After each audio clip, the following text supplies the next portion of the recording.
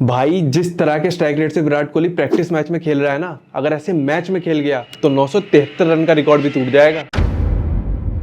हाँ भाई, बिक गई तेरी आरसीबी। हाँ हाँ, 16,700 करोड़ में बिकी है। तो क्या हो गया? तो क्या हुआ?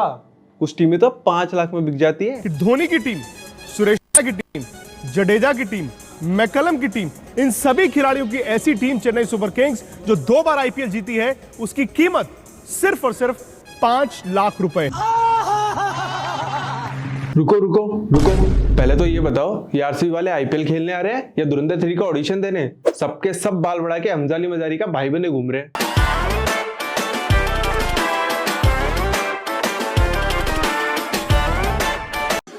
कोई सेंस है इस बात की?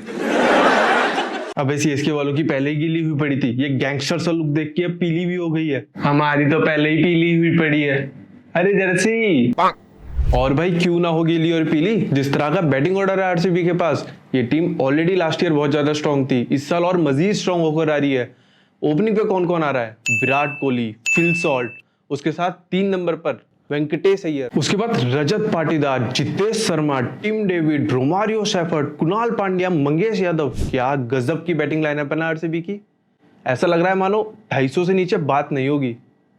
घंटा यही तो फंस जाते हैं बड़े बड़े यूट्यूबर्स की बातों में। जैसी पिक्चर आपको दिखाई जा रही है वैसी एक्चुअल में है नहीं। शुरुआत ओपनिंग से ही काम बिगड़ना चालू हो जाता है। क्या फॉर्म है फिल सॉल्ट की? रेड हॉट फॉर्म में चल रहे जेकब बेथल के बदले फिल सॉल्ट को खिलाया जा रहा है। वो जेकब बेथल जिन्होंने आग लगाई हुई थी इस वर्ल्ड कप में। और प्रॉब्लम आरसीबी के पास सिर्फ फिल सॉल्ट की नहीं है, बॉलिंग भी इस सीजन नहीं है यार। पिछले साल जॉस हेजलवुड थे आपके पास, यश दयाल थे पूरे सीजन के लिए। इस साल जॉस हेजलवुड शायद तब आए आरसीबी के पास जब आधा सीजन निकल चुका होगा, शायद अंतिम 4 का फैसला भी हो चुका होगा। और यश दयाल तो इस साल पूरा सीजन ही नहीं है।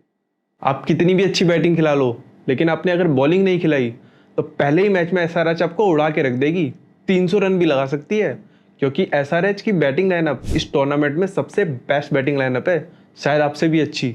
इस सीजन आप बहुत बुरा फंस गए हो बॉलिंग में, क्योंकि आपके पास जॉस हेजलवुड भी नहीं है, यश दयाल भी नहीं है, और साथ ही साथ आपने लुंगी नगीडी को भी रिलीज कर दिया है, जो कि आपके पास सिर्फ 1 करोड़ रुपए में थे। तो इस सीजन क्या कर सकती है आरसीबी? देखो, बॉलिंग तो है नहीं और ना ऐसे ऑप्शंस अवेलेबल है जिसको आप लेकर आओ और पूरी तरह रिलाई कर पाओ उसके ऊपर, क्योंकि अगर वो ऑलरेडी रिलायबल ऑप्शन होता तो वो ऑलरेडी किसी न किसी की टीम में होता ऑक्शन टेबल पर ही। आपको याद है एसआरएच का लास्ट टू लास्ट सीजन जिसमें उन्होंने फाइनल खेला था, क्या स्ट्रेटेजी अपनाई थी? हम सिर्फ प्योरली बैटिंग में मारेंगे। आरसीबी के पास अब एक यही ऑप्शन है, क्योंकि आरसीबी की बैटिंग अच्छी है। लेकिन इस प्लेइंग 11 के साथ नहीं, ये प्लेइंग 11 आरसीबी ना खिलाए। अब आप कहोगे कि भाई तुमने इस प्लेइंग 11 को खिलाने से मना कर दिया, उस खिलाड़ी को खिलाने से मना कर दिया, तो खिलाए किसे? बताता हूं। ओपनिंग पे आरसीबी रखे विराट कोहली के साथ एक लेफ्ट हैंडेड बैट्समैन जो कि रेड हॉट फॉर्म में है, जेकब बेथल। और फिर 3 नंबर पर वेंकटेश अय्यर को ना खिलाए, देवदत्त पडिक्कल के साथ ही जाए, क्योंकि देवदत्त पडिक्कल ने इस डोमेस्टिक सीजन में आग लगा रखी है। और साथ में फिर उनके बाद 4 नंबर पर आए रजत पाटीदार, कैप्टन खुद। ये 4 का जब आपके पास एक टॉप 4 होगा ना, तो ये आपको कॉन्टिन्यूअसली एक अच्छी शुरुआत देंगे। शुरुआत के 10 ओवर जब आपका एक अच्छा फाउंडेशन सेट हो जाएगा, तो लास्ट के 10 ओवर के लिए आपके पास ऑलरेडी अच्छे फिनिशर्स हैं।